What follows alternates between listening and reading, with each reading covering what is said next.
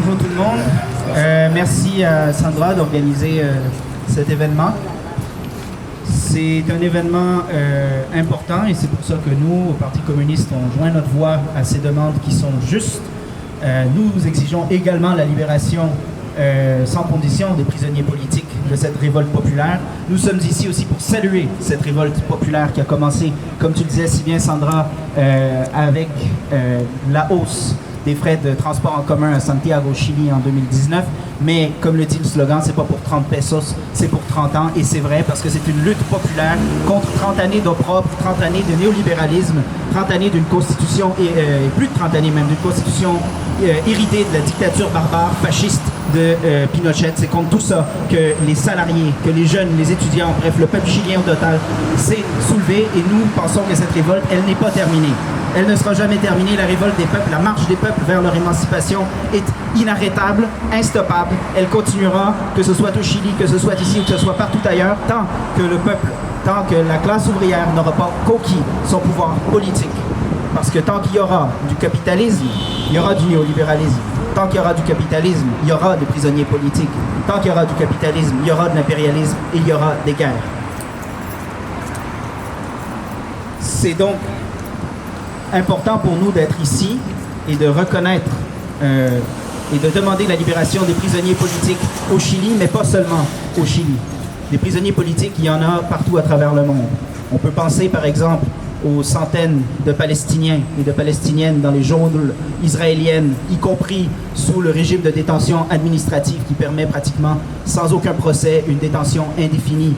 Un régime qui s'applique même à des enfants, dont Ahed Tamimi a été une des icônes les plus connues, mais elle n'est pas la seule. Il y en a d'autres. Il y en a des dizaines de Ahed Tamimi encore en ce moment qui sont prises par les autorités d'occupation sionistes israéliennes. On peut penser, bien sûr, aux prisonniers politiques de Gdei Mizq, au Sahara occidental. On peut penser à la femme héroïque, résistante sahraoui, Sultan Khaya, qui est assignée à résidence à Boujdour. Boujdour occupé par le Makhzen chérifien, c'est-à-dire par le Maroc, qui fait la sale besogne de l'impérialisme français dans la région du Maghreb, encore aujourd'hui, et ce, depuis les années 60. On est ici pour témoigner de notre solidarité avec les prisonniers politiques du passé, du présent, mais aussi de l'avenir, parce que la vérité, c'est que avec un système capitaliste à bout de souffle, avec un système capitaliste en crise comme on le connaît en ce moment, la crise on la voit partout. Regardez tout simplement l'inflation, le prix des loyers, regardez les tensions, le recours de plus en plus systématique à l'extrême droite du système capitaliste, de ces éléments les plus réactionnaires et les plus violents, y compris à l'étranger, notamment avec l'exacerbation des tensions inter-impérialistes, le danger de guerre. Eh bien, il y en aura d'autres, des prisonniers politiques. Donc, du passé, on se rappelle notamment un des leaders du Parti communiste, parce que nous, oui, les communistes, on connaît bien les prisons, la torture et la mort.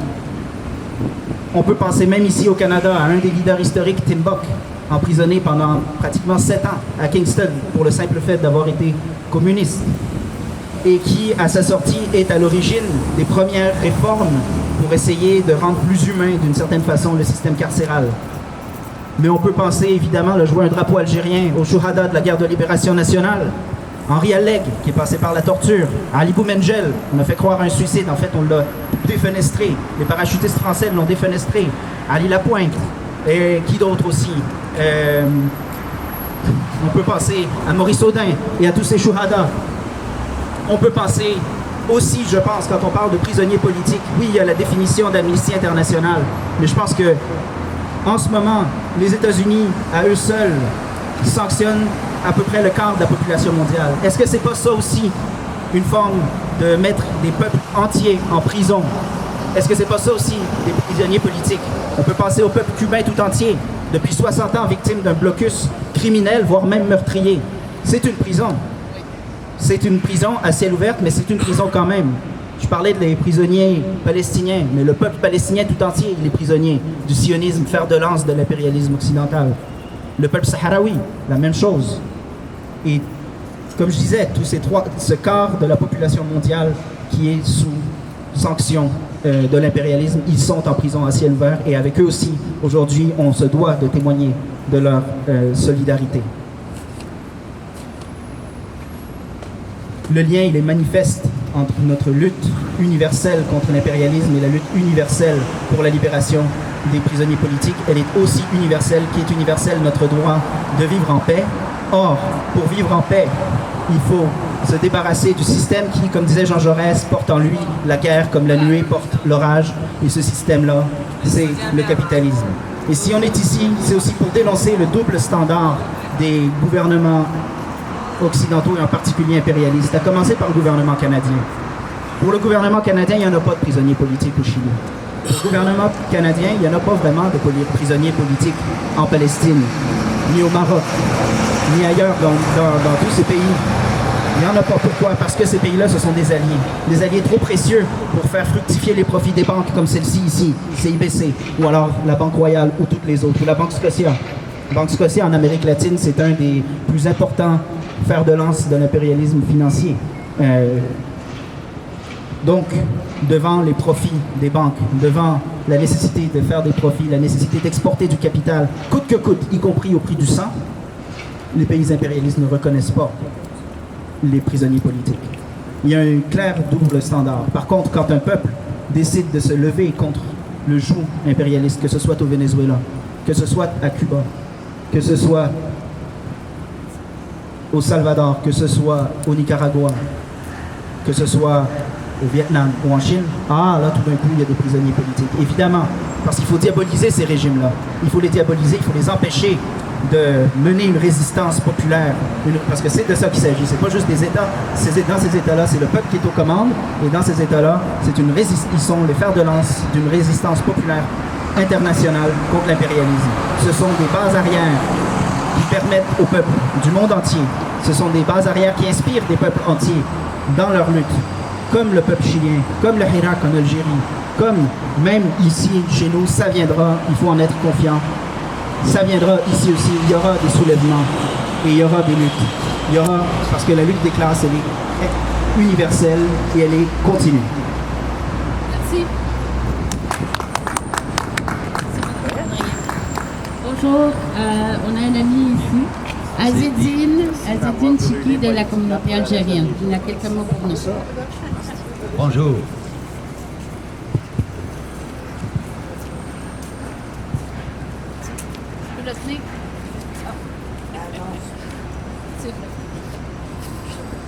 Bonjour.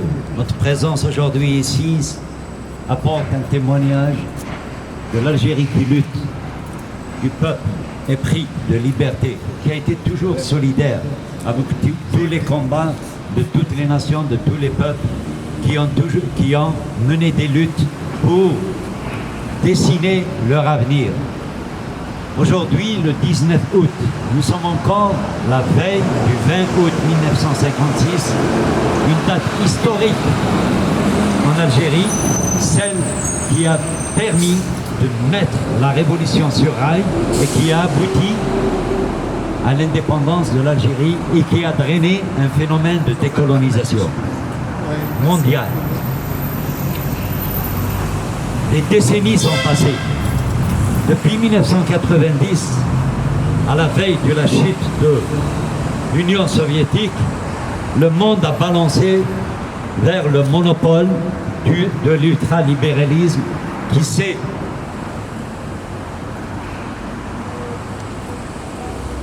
s'est cristallisé par la remise en cause des accords de l'Uruguay Round et qui ont donné la même mise à l'OMC et à la libre circulation du capital, mais qui a empêché la transhumance, le déplacement des peuples, la liberté humaine. La seule solidarité qu'il y a, la seule liberté, la seule démocratie qui existe dans ces discours officiels, c'est celle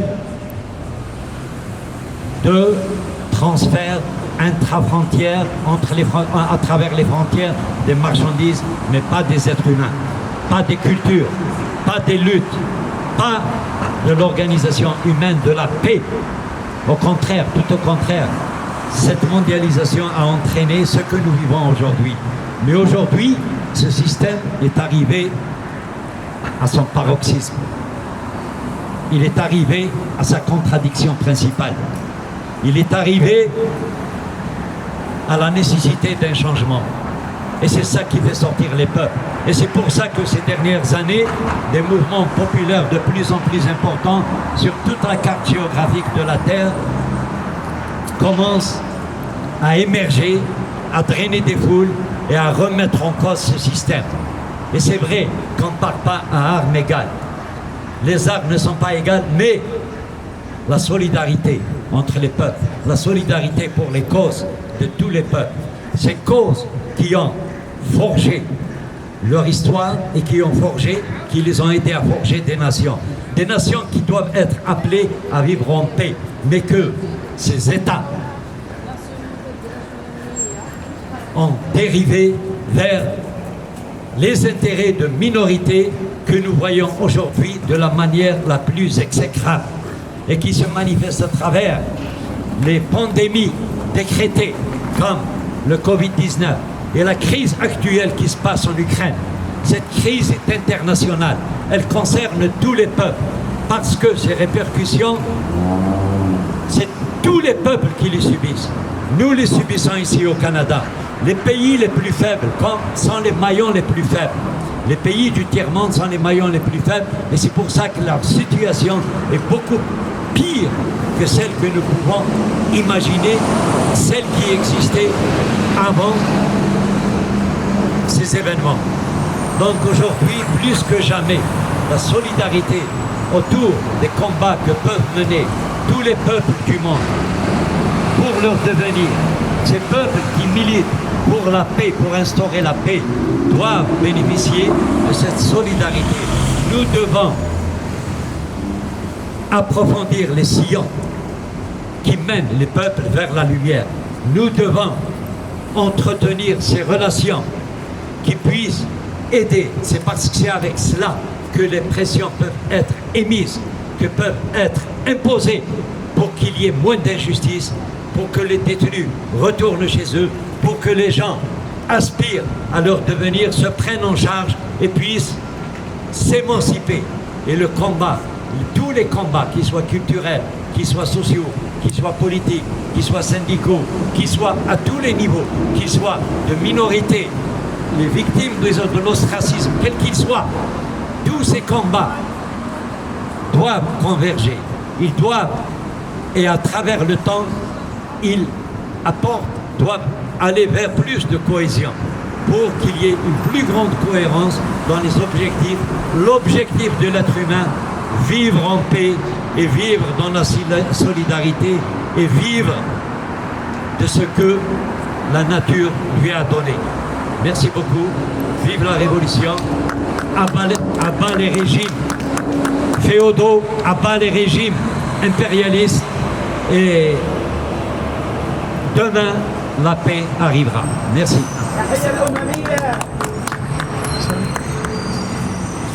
Oui, donc là, ça va être Serge Leclerc qui va parler de notre collectif.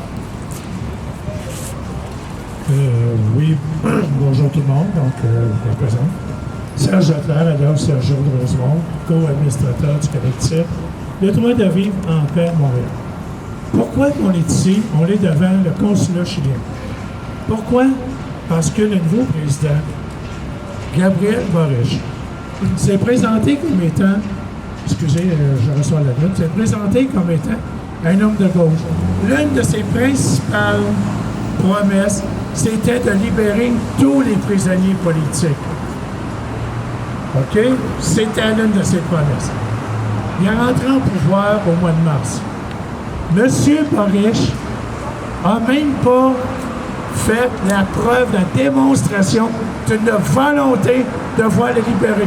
Il aurait pu, en tant que président, parce que c'est un système républicain, il aurait pu au moins déposer un projet de loi disant, telle date, tous les prisonniers politiques sont libérés sans condition. Parce qu'il ne faut pas oublier qu'ils ont été emprisonnés à cause de la dictature de Pinera suite à l'idéologie de Pinochet, tout simplement. Oui, Sandra a pris la peine de prendre une pancarte, elle regarderait ça, à des noms de prisonniers politiques. Il y a un phénomène, j'aimerais qu'on se rappelle quand on parle de prisonniers politiques. Celui qu'on appelle le prisonnier politique inconnu.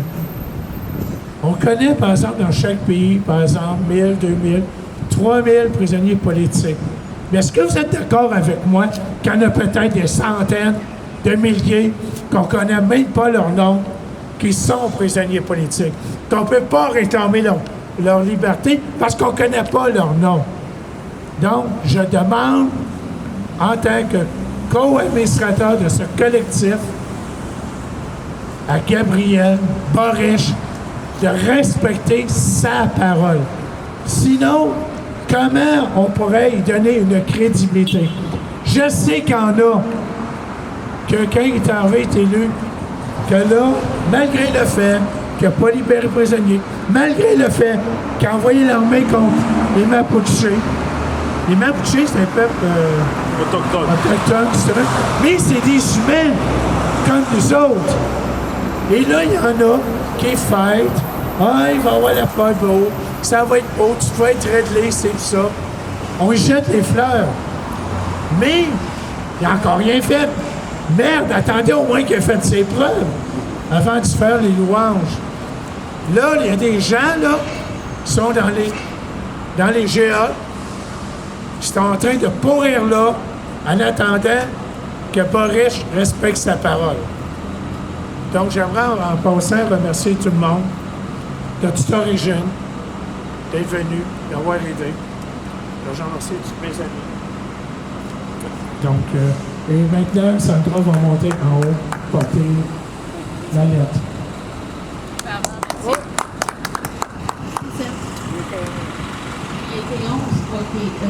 C'est ça, je vais bientôt aller en haut remettre la déclaration.